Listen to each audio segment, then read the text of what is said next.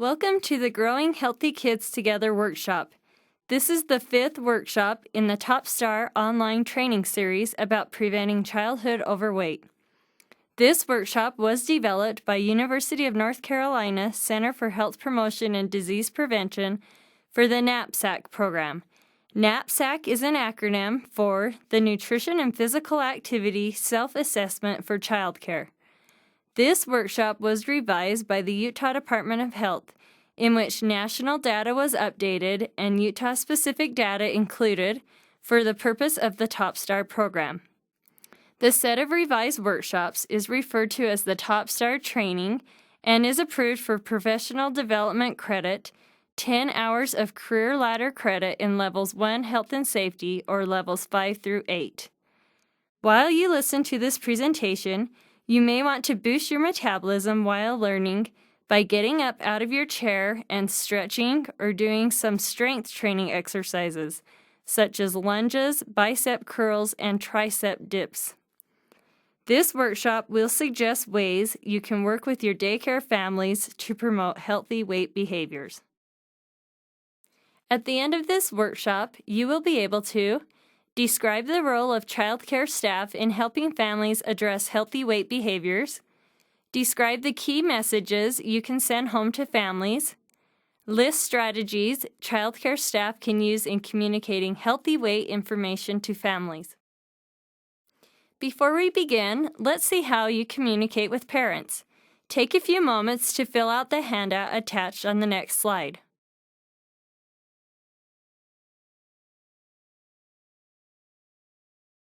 Creating lifetime healthy behaviors takes everyone involved in a child's life. When children receive consistent messages, such as those given in both the home and childcare, they are more likely to change behavior. Therefore, development of a healthy weight is an important goal shared with the family. More than 60% of adults and 20% of children are overweight. Overweight children are twice as likely to become overweight adults. Parents are probably the most important role models a child has in developing healthy or unhealthy behaviors. How can you reach parents? Some suggestions might be: create handouts with recipes, suggestions for increased activity, charts to assist with menu planning, grocery lists, etc. Use the Top Star handouts provided as part of this program for starters. Speak with parents during drop-off pickup time. Ask if they have read material sent home and see how it's going. Hold parent workshops or discussion groups. Present ideas about how to improve nutrition and physical activity. Even consider offering incentives for parents to attend, such as a raffle or a gift certificate donated from a local store. Organize family events, such as health fairs, carnivals, or field days with different healthy activities for families to participate in. When communicating with parents, be positive and encouraging. Be careful not to sound judgmental or critical.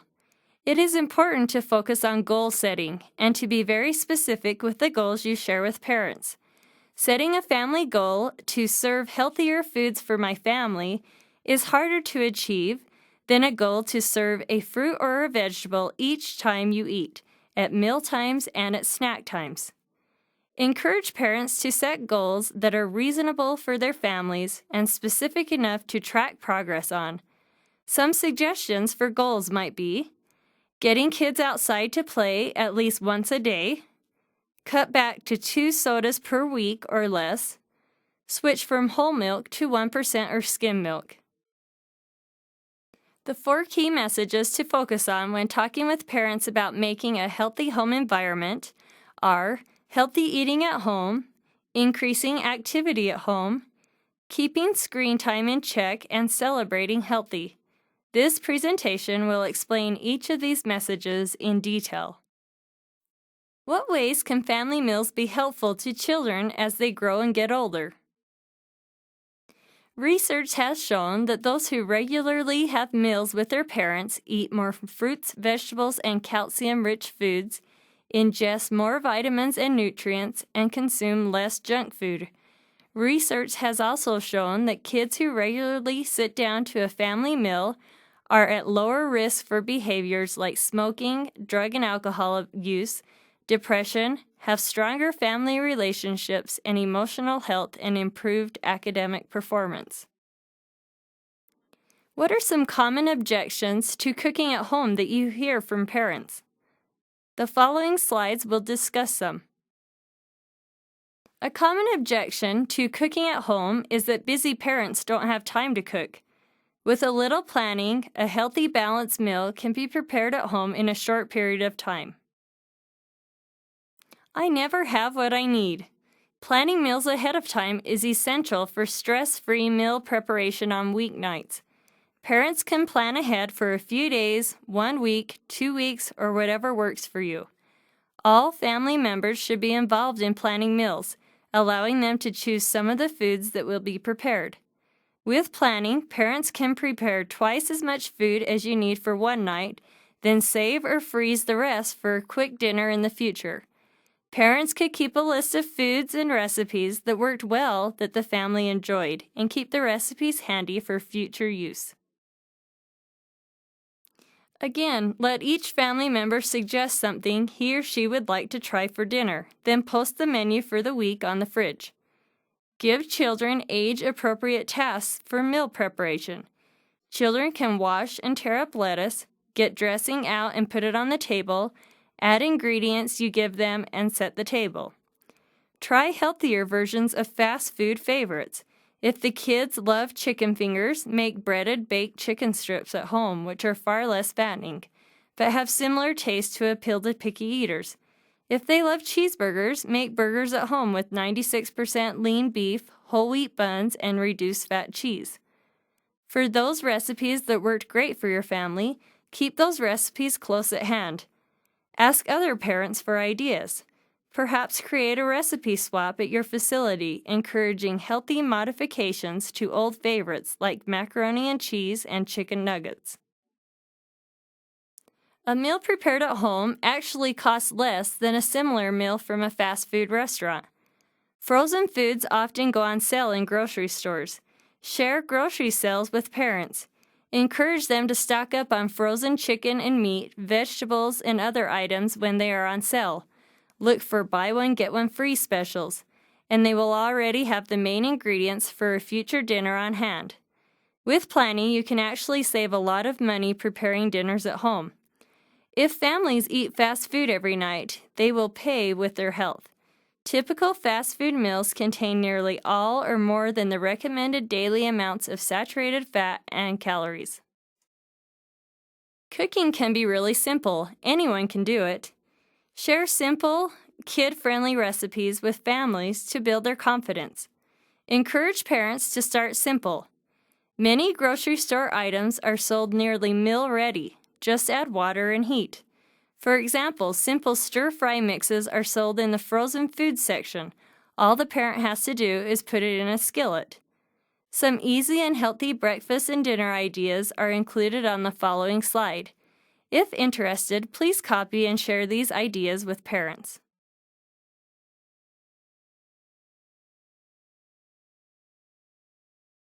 The most important overall messages to send to parents about healthy eating at home include the importance of planning ahead, preparing meals at home and enjoying them as a family, involving the whole family in menu planning and preparation, making family meals a happy and stress-free time for the whole family to spend together, keep the TV off so that the family can enjoy their quality time together. The next main message to share with parents is increasing activity at home. Some key points include every little bit counts. Making small changes to help the family move more can make a big difference over time. Families don't need a gym or special workout clothing or gear to get more active. Focus on playing and having fun rather than exercise, especially with children this age. Activity is important for everyone, adults and kids, regardless of size and level of fitness or ability. Getting more active can be a goal for the whole family, not just the kids. Encourage families to sneak in activity, doing things they are already doing. such as take the stairs, park farther away and walk, carry grocery bags in one at a time, wash the car at home, walk around while talking on the phone, do sit-ups or jumping jacks during commercials. Encourage parents to purchase active toys for their children, not just stationary toys that limit movement. For example, a train that the child has to push around the house instead of an automatic train on a track. Can you think of any others? Some other creative ideas to increase activity within families could be walk the dog, vacuum, clean the house, take a walk as a family after dinner, dance to music, work in your garden, play outside with your children. Some additional ideas are included on the handout on the next slide.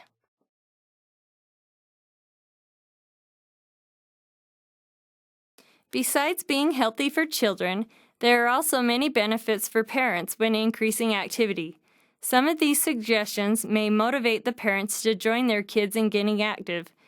Stress management, sleeping better, feeling better overall, improved self-esteem, healthy bones, muscles, and joints, and weight control. Some key messages to send to parents about increasing activity at home include play together and have fun. Family activity shouldn't be a burden or a chore. Activity doesn't have to be strenuous, and families can accumulate activity throughout the day. It doesn't have to be done all at once. Every little bit counts, so encourage them to sneak in extra activity or movement whenever they can. The next key message that is important for families is to keep screen time in check. Screen time is time spent watching TV, sitting in front of a computer screen, or playing video games. TV time is usually the biggest problem for families with children. It is important to set and keep limits on TV and screen time to maintain a healthy lifestyle. This means that adults and children alike must observe the rules that are set. The American Academy of Pediatrics recommends no TV at all for children under the age of 2 and 1 to 2 hours of total screen time per day for older children. A great deal of advertising that children see, especially during children's programming, is for soft drinks, candy, sugar cereals, or fast food. Many commercials are targeted to children. Young children often cannot distinguish between a program and a commercial. This can make grocery shopping with children difficult if they are trying to pull off the shelves everything they saw on television. On average, children spend 900 hours a year in school and 1,023 hours a year watching television. Many studies have found a positive association between TV viewing and overweight. Watching less television is associated with better performance in school and higher reading ability. TV does not help children develop reading skills or social skills. It is also thought to promote attention deficit disorder in children. One study showed that early TV exposure between the ages of 1 and 3 is associated with attention problems by age 7. 2 out of 3 children under age 6 live in homes where the TV is left on at least half the time, even if no one is watching. 1/3 of children under age 6 live in homes where TV is on almost all or most of the time.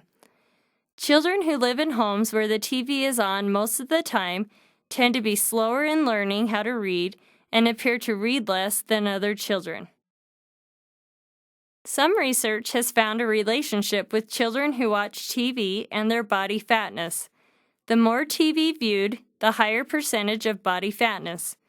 In 2005, the Kaiser Family Foundation found that children ages 2 to 7 are exposed to over 4,427 food ads per year. An astonishing 43% of 4 to 6-year-olds have a TV in their bedroom and spend more time watching TV than children without televisions in their bedroom. Additional research has suggested that elevated levels of TV viewing may result or cause ADHD symptoms. However, it seems more research needs to be done in this area. Assure parents that it is not necessary to give up television and screen time altogether. Encourage them to keep it under control with rules and limits for their family. TVs in children's bedrooms gives them too much opportunity to watch and also isolates them from the rest of the family. Mealtime should be focused around family and around eating. Watching TV during meals encourages mindless eating, an unhealthy eating habit that can lead to overweight. Encourage parents to plan TV time rather than just automatically turning on the TV whenever they enter a room and channel surfing. Don't allow children to fall into this habit either. If there's a show the family wants to watch, encourage them to plan for it. Turn it on at the beginning and off at the end.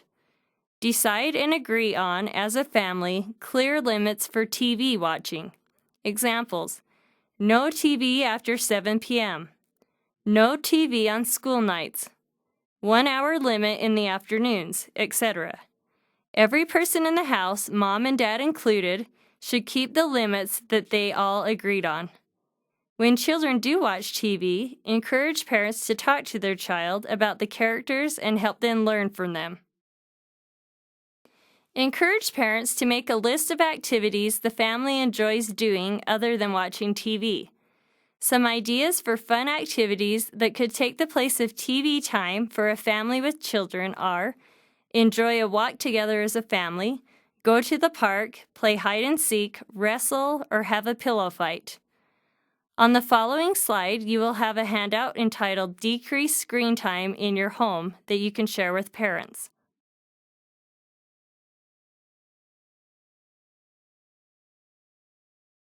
Encourage families to limit TV time to 1 to 2 hours per day. Keep those limits as a family. Everyone has to follow the rules. There are many fun options to try instead of watching TV. The fourth and final message to share with parents is celebrating healthy. Nearly all holidays have some traditional association with food. Easter, chocolate and candy. Birthdays, cake and cupcakes. Valentine's, chocolates. Halloween, candy. Encourage parents to be creative and consider ways to shift the focus of their celebrations away from unhealthy foods. Encourage families to do a special activity that is only done on birthdays. Plan parties around activities like ice skating, kickball, swimming, slip and slide, basketball, rollerblading, or sledding. Offer fruit, cut-up vegetables, and other healthy options along with less healthy treats. Parents don't have to eliminate cake and ice cream altogether, but encourage them to include healthier options as well. Present healthy foods in fun and creative ways, such as dipping fruit in chocolate sauce. Remind parents that water is the best drink option and consider replacing fruit punch with 100% juice. Encourage parents to think outside the box. Try making a cake out of fruit. Use watermelon as the base, pineapple rings for the icing glaze, strawberries as the roses, etc.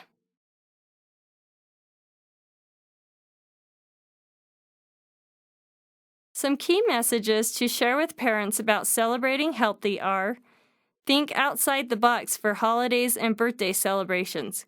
Move beyond cake and ice cream and plan a fun family activity. Include healthy options such as fruit and vegetables and water instead of juice and soda for parties. Encourage parents to think about setting a few specific goals at a time, rather than trying to transform their homes and families overnight. You can make a difference by helping parents be more aware of the choices they make around eating and activity for their families. Encourage. Parents will often get discouraged and think they can't accomplish a healthy lifestyle. Remind them that they can always start over and to keep trying. Support. In childcare, reinforce healthy behaviors being practiced at home by practicing healthy behaviors in childcare. Suggest. Share ideas about specific goals families can make to increase healthy behaviors. On the following 3 slides, 3 daycare providers will share what they have done to communicate health messages to the families of the kids in their care. My name is Lisa Schaefer, and I'm the owner and preschool teacher of Lisa's Daycare in Tooele County. Talking with parents about healthy choices can be a hard task, but it doesn't have to be. One thing that I have found is that we're all in the same boat. We all want kids to be healthy, play actively, and enjoy a healthy life. When I try hard to approach parents with this in mind, it goes a lot better. I try to approach them by saying something like, "Oh, I found the coolest idea. Tell me what you think about it." Or I have also said things like, "I was thinking about trying this. Do you think this is something that might work for your child? Or have you tried this before? How did it go for your family?" Most parents are really eager to assist with increasing the quality of their children's care. So when I talk to them, I make sure that I use a lot of statements like, "I have been looking for some new idea in this area. What I have found is," or, "Can I share a little of this with you?" I try to never begin statements that point blame in any way. I never want to start off a conversation by saying, "One area that I think you need to improve in is." This shuts the conversation down before it begins. When I'm the one asking for help and expertise from them, then they're on board and ready to help. Some other ideas that I have tried is always inviting my children and parents to a Saturday preschool. This is a fun weekend 2-hour program where the kids and I showcase our preschool program, including healthy food choices and movement, along with the academic side of preschool. Parents enjoy a healthy picnic with their children as they show them how to make healthy choices that honor their bodies. They teach their parents about fruits, vegetables, whole grains, and the importance of drinking water. Then we all sit down and enjoy a healthy picnic together. We continue this showcase by showing the parents how we incorporate music and movement. The children count while jumping, say their ABCs while stomping and clapping. In my experience with children, they learn much more quickly while moving. They're relaxed and are enjoying themselves, and learning retention is a natural consequence of these events. Monthly newsletters are sent home from my preschool each month. I try to showcase a healthy recipe, a movement idea, and an update of what we're doing in these areas. In the fall, this includes a section on healthy school lunches that can be used for children or adults. I encourage families to contribute to these areas if they have a good recipe or idea. Some of the best ideas that I get come from parents. They are really great to help me out. If I have a concern and want to give a suggestion to a family, I begin by stating that in the past I've struggled with this area, and I name the area and that I need to discuss. Then I state the obstacles that I have faced in this area. I ask them to help me come up with some ideas that can help me overcome these areas. In reality, we are discussing an issue that needs improvement, but it is viewed more as a brainstorming session on an area that we both struggled with at some point in our lives. This is not really a stretch because in truth we've all struggled at one time or another with health issues. Letting them know that we aren't perfect is a good way to get them on board. The final area that I use to communicate with families is to communicate a spirit of cooperation in meeting high nutritional standards and an enthusiasm for movement. Sometimes it's hard for parents to meet all the demands that are put on them. If you show them that you are on their side, then they're a lot more willing to discuss it. Kindness, support, and a friendly smile go a long way. I hope that I can be that for both my children in care and also their families each day in my home daycare program. I expect respect from all of them, so I need to remember that this attitude begins with me. I'm Liz Hamilton, and I'm the owner and operator of Liz's Childcare in Tooele, Utah.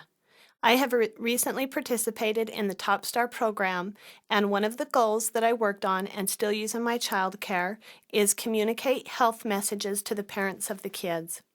I make the parents aware of what new things we try by posting notes for them on the bulletin board.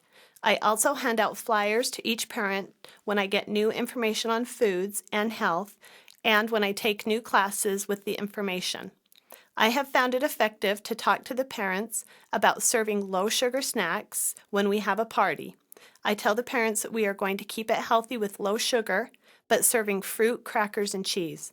The kids love this, and the parents do too, because they know that their children are not going to get too much sugar at childcare. My name is Debbie Reed. I am the owner of Ready, Set, Grow Child Care and Preschool in Tooele County. After taking the Top Star class, I changed my menu and got the children more active. One day, after I had turned on a movie for the children, I realized that they were just sitting there. I decided to make some changes in my curriculum by limiting their screen time and then by having them watch shows that would get them moving. At first, I thought it would be hard, but the children really seemed to love the music and the dancing. All I needed to do now is play one of the active movement CDs, and they hurry up and clean up so that they can dance. There are so many CDs and DVDs out on the market that the children love to dance to. My children love the CD Kids in Action by Greg and Steve, and also the CD music for yoga. That comes with flashcards. The CDs by Joe Shrugs are also very motivational. If I need the kids to watch TV, I put on Yoga Kids or Reggie and the Veggies or Kids Bop, which gets them up and moving. How can you reach out to parents to encourage healthy behaviors at home? Please take a moment to complete the goal-setting worksheet on the following slide.